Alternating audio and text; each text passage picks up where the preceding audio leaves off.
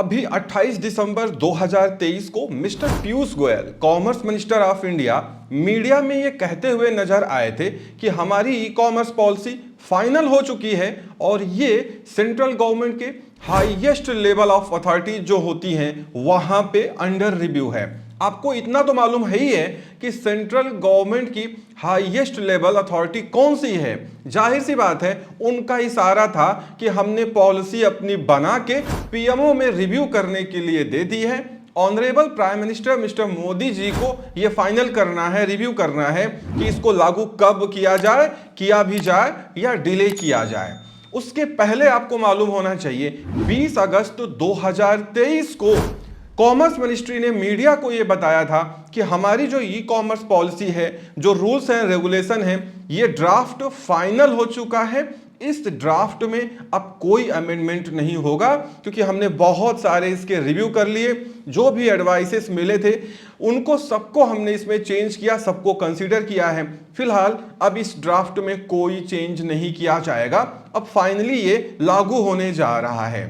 इतना कुछ होने के बावजूद भी अभी तक ई कॉमर्स पॉलिसी को नहीं लागू किया गया और अभी 9 अप्रैल 2024 को द मनी कंट्रोल के मुताबिक ये खबर आती है कि गवर्नमेंट का जो 100 डे एजेंडा है इसमें अब ई कॉमर्स पॉलिसी को लागू किया जा सकता है क्योंकि गवर्नमेंट ये जान चुकी है कि मौजूदा ई कॉमर्स पॉलिसी में बहुत सारे लूप होल्स हैं जिसका फायदा उठा के बहुत सारी कंपनीज या e commerce market places India में एमएसएमई को ठग रहे हैं। छोटे मोटे जो व्यापारी हैं वो स्ट्रगल कर रहे हैं और उनका कोई सुनने वाला नहीं है क्योंकि जो मौजूदा ई कॉमर्स पॉलिसी है वो सर्च, विजिबिलिटी या ऐसे बहुत सारे इशू हैं जिसको एड्रेस नहीं करती है। इसीलिए इंडियन गवर्नमेंट का जो 100 डे एजेंडा है इसमें इसी के दौरान ही इलेक्शन के पहले या इलेक्शन के दौरान ये ई कॉमर्स पॉलिसी को लागू किया जाएगा। आपको जान के हैरानी होगी कि जो e commerce policy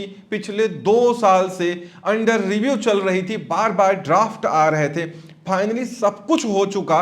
commerce minister ये कहते हुए नजर आए दिसंबर महीने में कि बस पॉलिसी लॉन्च ही होने जा रही है। मीडिया वाले भी ये कह रहे थे कि अगले हफ्ते ही पॉलिसी लॉन्च हो जाएगी, बट 3 से 4 महीने बीत गए, अभी तक नहीं लागू हुई है और अब बताया जा रहा है कि इलेक्शन के पहले ये लागू हो सकती है। शायद गवर्नमेंट ऑफ इंडिया या पीएमओ को या प्राइम मिनिस्टर मोदी जी को ये लगता है कि इलेक्शन के दौरान या इलेक्शन के पहले अगर हम ई कॉमर्स पॉलिसी लेके आते हैं, जो इंडिया के एमएसएमई हैं या छोटे मोटे व्यापारी हैं वो खुश होंगे और वो बीजेपी को वोट करेंगे।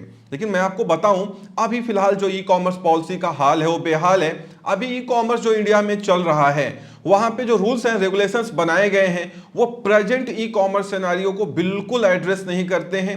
आज की डेट में जो हमारा इंडियन ई कॉमर्स है वो बिल्कुल चेंज हो चुका है और जो रूल्स एंड रेगुलेशन है वो कई सालों पहले बने थे, तब ई कॉमर्स का दौर कुछ और था, आज दौर कुछ और है। और इसी लूप होल का फायदा उठा के बहुत सारी इंटरनेशनल कंपनीज या ई कॉमर्स मार्केट प्लेसेस धड़ल्ले से सेलर्स को लूट रहे हैं और उनका कोई सुनने वाला नहीं है क्योंकि उनको काउंटर करने के लिए कोई रूल्स एंड रेगुलेशंस नहीं बनाए गए हैं। शायद गवर्नमेंट ऑफ इंडिया ये देख रही है, उसको मालूम है कि इंडिया का जो बिजनेस है खासकर एमएसएमई पिछले 2-3 सालों में स्ट्रगल करता हुआ नजर आया है और बहुत सारे जो e commerce market places India में चल रहे हैं ये छोटे सेलर्स को या एमएसएमई सेलर्स को तवज्जो नहीं देते हैं। ये अपने प्रॉफिट के लिए अपनी सेटिंग बना रहे हैं, बाकी लोगों को साइडलाइन किया जा रहा है जिससे इंडिया में पैरिटी मेंटेन नहीं हो रही है, फेयर कंपटीशन मेंटेन नहीं हो रहा है और अल्टीमेटली जो इसका लॉस है वो एमएसएमई छोटे मोटे व्यापारी को भुगतना पड़ रहा है। शायद पीएमओ इसको जल्दी रिव्यू करे, honourable prime minister Modi ji इसको लागू कर पाए।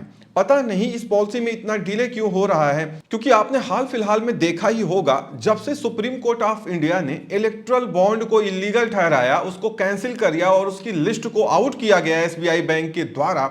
आपने देखा होगा कि पूरे अगर उसको देखा जाए तो उसमें बहुत सारे छोटे मोटे घोटाले हैं, बड़े घोटाले हैं, करोड़ों रुपए का हेरफेर है, लेकिन गोदी मीडिया उसकी बात करते हुए नजर नहीं आती है। आपको कहीं सुनने को नहीं मिला होगा, कुछ छोटे मोटे यूट्यूब चैनल या कुछ बड़े यूट्यूब चैनल, कुछ छोटे मोटे मीडिया एजेंसी को छोड़ दें कि ये क्या चल रहा है इंडिया में। जिन पे कार्रवाई होनी चाहिए थी वो किसी पार्टी के लिए इलेक्टोरल बॉन्ड करोड़ रुपए का खरीद लेते हैं, वो बच जाते हैं। जिस पे सीबीआई ईडी का इन्वेस्टिगेशन चल रहा है वो बॉन्ड खरीद लेते हैं, बच जाते हैं। जिनको टेंडर चाहिए, जिनको करोड़ों रुपए का टेंडर चाहिए, वो बॉन्ड खरीद के बच जाते हैं। अगर उसको परफेक्टली एनालाइज किया जाए तो आपको नजर आएगा कि इसमें तो बहुत बड़ा घोटाला है, लेकिन इतने बड़े घोटाले को एड्रेस करने के लिए शायद ही कोई बड़ी मीडिया ऐसी हो जो फ्रंट लाइन पे आई हो और इन सारी चीजों को डिटेल में समझाती हुई नजर आई हो। कहीं पे भी आपको कोई खास न्यूज सुनने को नहीं मिलेगी। Even prime minister Modi ji ने भी ये कहा कि चलो हमने तो इलेक्टोरल बॉन्ड ही क्यों बना दिया, तो कम से कम आपको लिस्ट मिल जा रही है, आप जान पा रहे हो कि किस पार्टी को कितना फंड मिला। मतलब मोदी जी ये मान रहे हैं कि हमने जो इलेक्टोरल बॉन्ड बनाया था, चलो कम से कम इतना तो शुक्र है कि आपको ये पता लग रहा है कि किस पार्टी को कितना फंड मिला। लेकिन वो ये नहीं कह रहे हैं कि करोड़ों रुपए बीजेपी को चंदा इलेक्टोरल बॉन्ड के रूप में इन कंपनीज ने कैसे दिया जो खुद घाटे में चल रही हैं। जिनका खुद का बिजनेस घाटे में है वो करोड़ों रुपए का चंदा किसी पार्टी को कैसे दे सकते हैं। आप सोच के देखिए, क्योंकि आप इस चैनल के माध्यम से जितने भी लोग जुड़े हुए हैं, ज्यादातर लोग पढ़े लिखे हैं, उनको इतनी तो नॉलेज है, क्योंकि यहां पे ऐसी आइडियाज नहीं है जो 5 किलो अगर राशन पा जाए महीने में तो शांत बैठ जाएगी और वो उसी पार्टी को वोट करेगी जो उसको फ्री में 5 किलो राशन 500 रुपए दे रहा है। शायद यहाँ पे इस चैनल पे ऐसी ऑडियंस नहीं होगी, तभी मैं आपसे ये सारी चीज डिस्कस कर पा रहा हूं। इसीलिए आपको खुद समझना चाहिए कि गवर्नमेंट कौन सी अच्छी है, कौन सी बेकार है और वोट किसको देना चाहिए। मेरा इशारा आप समझ रहे होंगे, क्योंकि जो भी बिजनेसमैन की हालत है, जो कुछ भी इंडिया में चल रहा है, अगर उसको रिव्यू किया जाए तो कहीं ना कहीं हम ये तो कह सकते हैं ना कि इसमें सेंट्रल गवर्नमेंट का फेलियर है, सेंट्रल गवर्नमेंट का फेलियर है। क्यों नहीं हो? क्योंकि भाई जब कॉमर्स मिनिस्टर ही कह रहा है कि नहीं हम लागू कर रहे हैं और पिछले 6-7 महीनों में कहीं अता पता नहीं उस पॉलिसी का जो बिल्कुल फाइनल हो चुकी थी और उस पॉलिसी को इतने अच्छे तरीके से बनाया गया है, उसमें जो एक्सपर्ट की टीम थी, इतने अच्छे लोग थे उस पॉलिसी को बनाने में, जिन्होंने ई कॉमर्स के हर छोटे से बड़े इशू को एड्रेस किया था उस पॉलिसी में। इस नई ई कॉमर्स पॉलिसी के लागू होने के बाद आप लोगों की प्रॉब्लम थोड़ी मोड़ी तो जरूर कम होती नजर आएगी, क्योंकि जब नई पॉलिसी आएगी, नया रेगुलेशन आएगा, तो एक बार ये जो ई कॉमर्स मार्केट प्लेसेस हैं उनको उस पॉलिसी को फॉलो करने के लिए मजबूर होना पड़ेगा और कहीं ना कहीं उनको नई पॉलिसी का लूप होल तलाशने में थोड़ा टाइम लग जाएगा। वैसे कंपनीज बहुत होशियार हैं, मार्केट प्लेसेस बहुत होशियार हैं, पॉलिसी अभी आने को है उसके पहले ही सेटिंग कर दी जा रही है और जो उनकी खुद की कंपनीज हैं उनको थर्ड पार्टी सेलर्स को बेच दिया जा रहा है कि कल को ईडी सीबीआई उनके पीछे ना लग जाए कि यार तुम तो ई कॉमर्स मार्केट प्लेसेस हो, तुम तो खुद नहीं कुछ बेच सकते, तो कैसे बेच रहे हो। इसीलिए पहले ही सारी चीजों का निपटारा कर लिया जा रहा है कि बाद में इसको डील ना करना पड़े, इसको एड्रेस ना करना पड़े। बहुत सारे ई कॉमर्स मार्केट प्लेसेस नए सेलर्स का वेलकम करने में लगे हुए हैं। आप उनके मार्केट प्लेस पे चले जाइए, साइन अप करने पे कोई 25,000, कोई अप टू 1 लाख रुपए दे रहा है सेलर को। ये कहां से ये पैसे आ रहे हैं? मिल किसी को कुछ नहीं रहा है, लिखेंगे अप टू 1 लाख मिलेगा आपको, 500 रुपए चवन्नी भी नहीं मिलेगा, लेकिन लिख रहे हैं। उसमें दुनिया भर की टर्म्स एंड कंडीशन है। क्यों नए सेलर्स को इतना अट्रैक्ट किया जा रहा है? आपको जान के हैरानी होगी, इंडिया में बहुत सारे ई कॉमर्स मार्केट प्लेसेस हैं जो नए सेलर्स को लेके आना चाहते हैं। क्यों? जब कोई नया सेलर जाता है वो धड़ल्ले से ऐड में पैसे खर्च करता है, अकाउंट मैनेजमेंट ले लेता है पेड वाला उनसे, उसके साथ ही साथ वो डील्स में पार्टिसिपेट करता है, उसके साथ ही साथ जो उसके प्रोडक्ट का प्राइस है, चूंकि वो आगे बेचना चाहता है, सोचता है चलो थोड़ा लॉस में ही बिजनेस कर लें, उसका प्राइस भी कम रहता है।